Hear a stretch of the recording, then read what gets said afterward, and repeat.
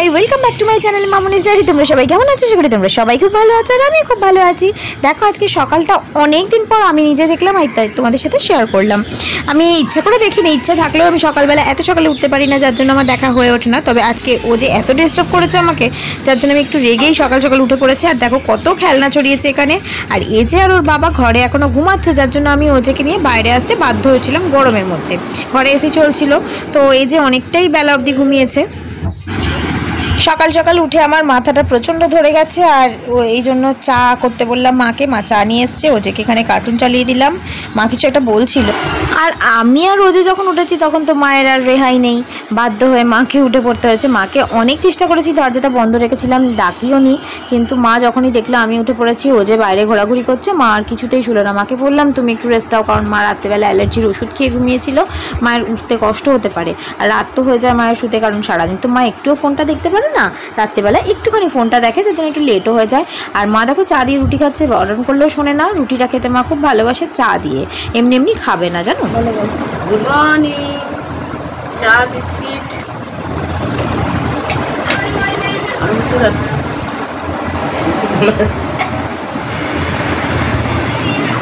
ভালো আছি খেতে।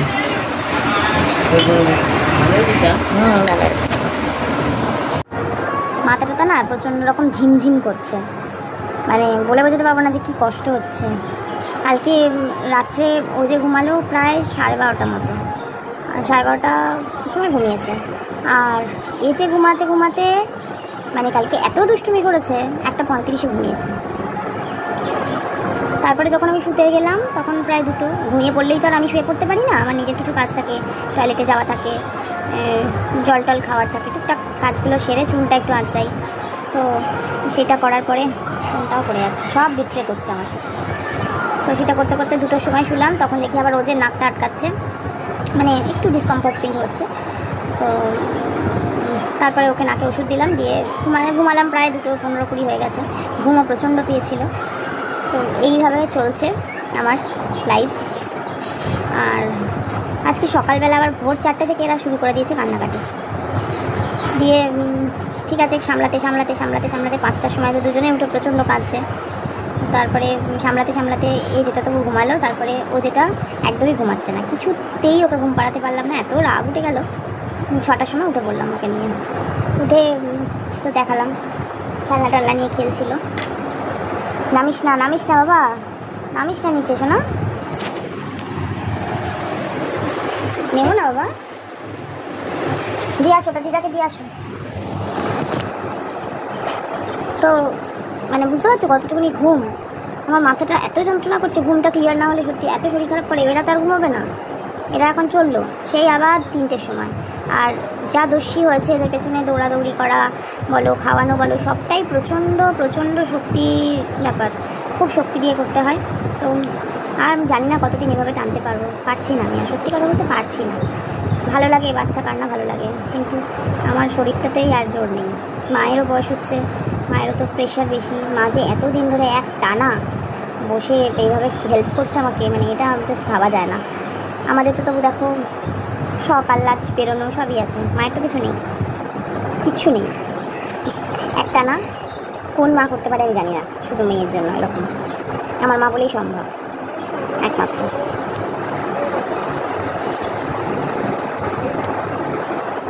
না একটু বাইরে বেরোয়, না কিছু আছে, না কেনাকাটা, না শখ আহ্লাদ, না এটা লাগবে সেটা লাগবে, কিছুই না, শুধু একটাই উদ্দেশ্য মেয়ে। আমার মায়ের ছোটো থেকেই তাই। তো এখন আমার নিজেকে অপরাধী বলে মনে হয়, এত খারাপ লাগে না, কি বলবো, একতরফা, তার প্রাপ্যটা তো সে পায় না। তো যাই হোক, কিছু করার নেই, এটাই লাইফ আমাদের। কিন্তু এর ওপর যদি অন্যরকম কোনো কথা শুনি না, তখন মাথাটা গরম হয়ে যায় আমার। কথা বলতে বলতে তুম করে ছুটে গেলাম, কারণ কি একটা আওয়াজ হলো, ভাবলাম পড়ে গেল না তো, আবার দেখলাম না, খেলনার বাক্সটা পুরো উল্টে ফেলে দিচ্ছে, তাই এত আওয়াজ হলো ঝমঝম করে। ছুটে চলে গেছিলাম, তারপর একবার ওকে খাইয়ে টাইয়ে নিলাম, তারপর এখন আবার এলাম। তো যেটা বলছিলাম, এই হচ্ছে ব্যাপার, এইটা চলছে, আবার বন্ধ হয়নি। দিয়ে তো এই কারণে এখন আর ভালো লাগে না, ধরো যেতেও ইচ্ছা করে না, আর কারোর মন রাখতেও ইচ্ছা করে না। এভাবেই চলছে, জানি না এটা কবে থেকে সব কিছু ঠিকঠাক হবে। এত চাপ করছে, মানে কল্পনারও বাইরে। এটা জাস্ট অনেকে হয়তো চিন্তা করবে না খুব কষ্ট, কিন্তু ব্যাপারটা ওরকম নয়, হবেই না, কোনো মতেই হবে না। এই সিচুয়েশনটা পেরিয়ে গেলে হয়তো সবাই ভুলে যাবে মানে বাইরের লোকের কথা বলছি না, সিচুয়েশনটা পেরিয়ে গেলেই আমরা আবার স্বাভাবিক হয়ে যাবো, ভুলে যাবো যে এই দিনগুলো কেটেছে। কোনোদিনও ভুলবো না আমি, যেদিন আমার কাটছে আমি জীবনেও ভুলবো না। বাপরে বাপ, মানে এইরকম আমি ভাবতেই পারিনি। কোনো মানুষজন নেই, মানে দুজন মিলে কন্টিনিউ যে করে যাওয়া। আমার বোন প্রচুর আসে, প্রচুর করেছে, 6 মাস অব্দিও প্রচুর, অত দূর থেকে এসে অতক্ষণ থাকা, অতক্ষণ সামলানো, ওই রকম চেহারায়, তো প্রচুর করেছে। এখনও প্রায়ই আসে মাঝে মধ্যেই। এবারে তো এসেছিলো, ননদের বর মারা গেছেন, তো সেই জন্য হঠাৎ করে ওদের আসতে হয়েছিল। এলো শুক্রবার, আজকে শুক্রবার, গত শুক্রবার এসেছিল, আর রবিবারে চলে গেল, বেরিয়ে গেল এখান থেকে।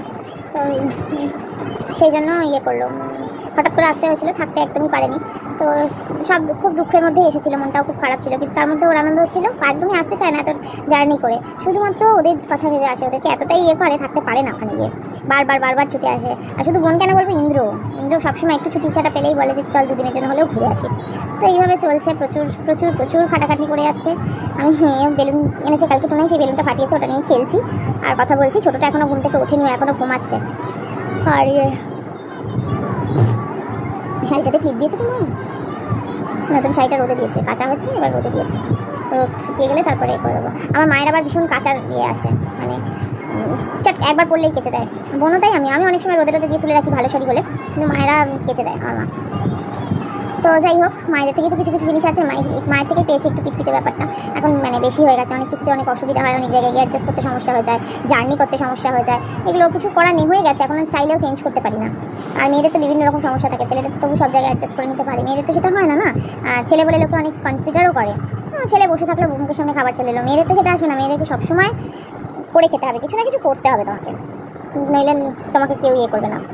একমাত্র যেটা জায়গা হচ্ছে মায়ের কাছে সব, মানে কী বলবো, একদিন শরীর খারাপ হলে 7 দিন বসে খাওয়া যায়, তারপরেও মা বলবে না যে নিয়ে খা, নিজের বিবেকে লাগে, তাই জন্য করতে হয়। তো যাই হোক, চলো, অনেক কিছু বলে ফেললাম, অনেক কথা শেয়ার করে ফেললাম। তো চলো, ও উঠুক ছোটোটা, ওকে খাওয়াবো, এই যে আর কি খাওয়া দেবো, তাও তারপর স্নান করানো, মা ওদিকে রান্নায় ঢুকে গেছে, ভাত বসিয়ে দিয়েছে, দিয়ে বোধহয় মা বাথরুমে গেছে।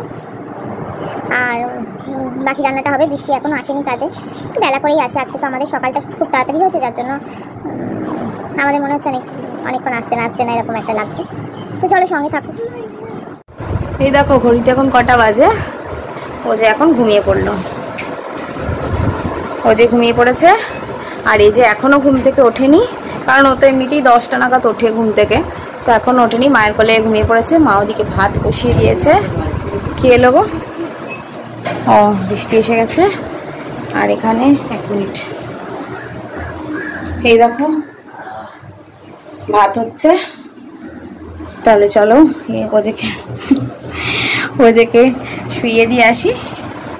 বাবার কাছে চান করছে, বড়টার চান হয়ে গেছে, এখন এই যে বাবা চান করছে শুধু। ওই বাবা রে, এই যে বাবা স্নান করছে, স্নান করাবো। কি করছো তুমি? কে করিয়ে দিচ্ছে? বাবা। হ্যাঁ, তোমার বাবা ভালো? হ্যাঁ, কি ওকে মাথায় জল ঢালো, কিচ্ছু বলবে না। আমার এই যেটা কত ভালো ছেলে না বাবা, মাথা নিচু করেই দাঁড়াবে, ঠিক আছে ঢালো।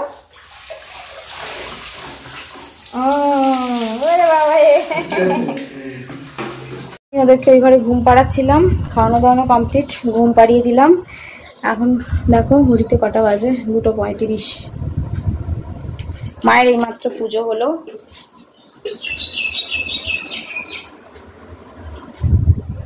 তো মা এই দেখো পুজো করে উঠেছে, মাও প্রচন্ড গরমে কষ্ট পাচ্ছে। তো মাই ধরেছিল ফার্স্টে, ওরা খাওয়া দাওয়া করার পরে পটি করলো, বাবা এসেছিল, আজকে না খেয়েই চলে গেল, কারণ মনে হয় পেটটা ভার আছে। প্রতি শুক্রবার একজন আছে। হ্যাঁ, আমরা খেলাম না। আশিসদা বাড়িতে সন্তোষীমা পুজো হয়, তো সকালে আশিসদা প্রতি শুক্রবারে আশিসদার বউ করে, লুচি করে, তো সেই লুচি নিয়ে আসে প্রত্যেক শুক্রবারই, এখন নিয়ম হয়ে গেছে, নিয়ে আসে আর ও খায়। তো সেই লুচি খেলে বেলা করে খায়, বুঝতেই পারছো পেটটা কেমন ভার। আর আজকে 1:30টার মধ্যে ওর অফিস ঢুকতেই হতো প্ল্যান্টে, তো 1:30টার মধ্যে ঢুকতে হলে 1টার সময় ওকে খেয়ে নিতে হবে। তো সেই জন্য খেতে পারেনি, বলেছে এসে খাবে। তো আমরা এখন খেয়ে নেবো, না খেলে আর পারছি না। আমি এখন স্নান করিনি, কিছু করতে পারবো না, আমি একটু শুয়ে নেবো। অনেক সকালবেলা উঠেছি তো শরীরটা খুব খারাপ লাগছে, প্রচণ্ড টায়ার্ড লাগছে। তো অন্যদিন একটু বেলা করে উঠি তো পুষিয়ে যায় ঘুমটা, বারবার উঠতে হয় তো রাত্রে তার মধ্যেও। তো খেয়ে দিয়ে আমি আর মা খেয়ে নেবো, খেয়ে দিয়ে ওরা ঘুমাক করে, ও যেটা দেখবে না তাও বারবার উঠবে। তো একটু শুয়ে নেবো, তারপরে উঠে বিকালে দেখা যাবে যা করার করবো। চলো সঙ্গে থাকো। মা ভাত পারবে, মায়ের চুলটা তুলে বেশ ভালোই লাগছে, অন্ধকার অন্ধকার লাগছে। আমি বার করছি চেয়ার, তুমি একটু দেখ তোলো কি কি আছে আজকে, কি দেখাই। এটা কালকের মাছের তেলটা বাড়িয়েছো না, অনেকটাই লাগবে তো। এই যে এখানে ভাত তো দেখাতে হয় না বাবা। এটা আলু পটলের তরকারি, দারুণ হয়েছে, মা করেছে দেখেই মনে হচ্ছে। এই যে মাছ কালকে একবারে করে নেওয়া হয়েছিল।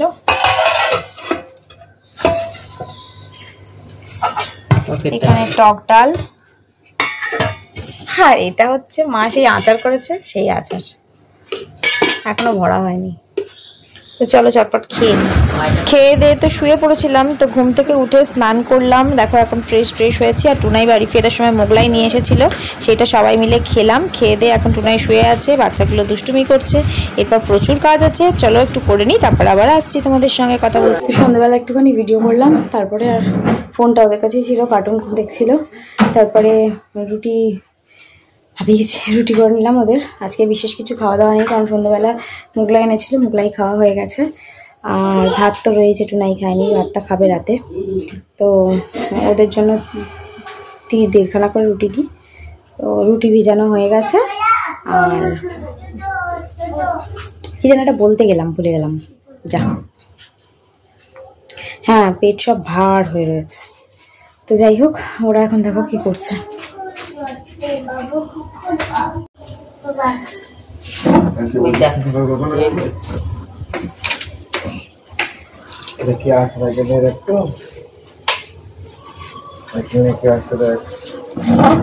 তো দেখো সব ঘুমিয়ে পড়েছে, আমার আর ভিডিও প্রিন্ট করার সময়ই হলো না। তো এখন আবার এলাম, রাত্রি 1:35 বাজে। একটু আগে ওদেরকে ঘুম পাড়িয়ে আমি সব কাজ সেরে তো দেখো চুলটা বাঁধলাম, দিয়ে ভাবলাম না ভিডিওটা এন্ড করে নিই, কারণ দাঁড়াও ঘড়িটাকে দেখাই। তারপরে দেখছি আবার গুবলুকে শয়ন দেওয়া হয়নি, তো ভুলে গেছে। তারপরে আবার গুবলুকে জামাকাপড় ছেড়ে গুবলুকে শয়ন দিলাম, তারপরে আমি ভিডিওটা করতে আসলাম। তো চলো আজকের ভিডিওটা, মা বসে আছে, এই দেখো গুবলু সোনা শুয়ে পড়েছে। তো চলো আজকের ভিডিওটা এই পর্যন্তই, আবার নতুন ব্লগ নিয়ে খুব তাড়াতাড়ি তোমাদের সঙ্গে দেখা হবে। ততক্ষণ চুলগুলো এত ডিস্টার্ব করে না, ততক্ষণ খুব ভালো থেকো, সুস্থ থেকো, অবশ্যই আমার ভিডিও দেখতে থেকো। তো চলো বাই বাই, গুড নাইট।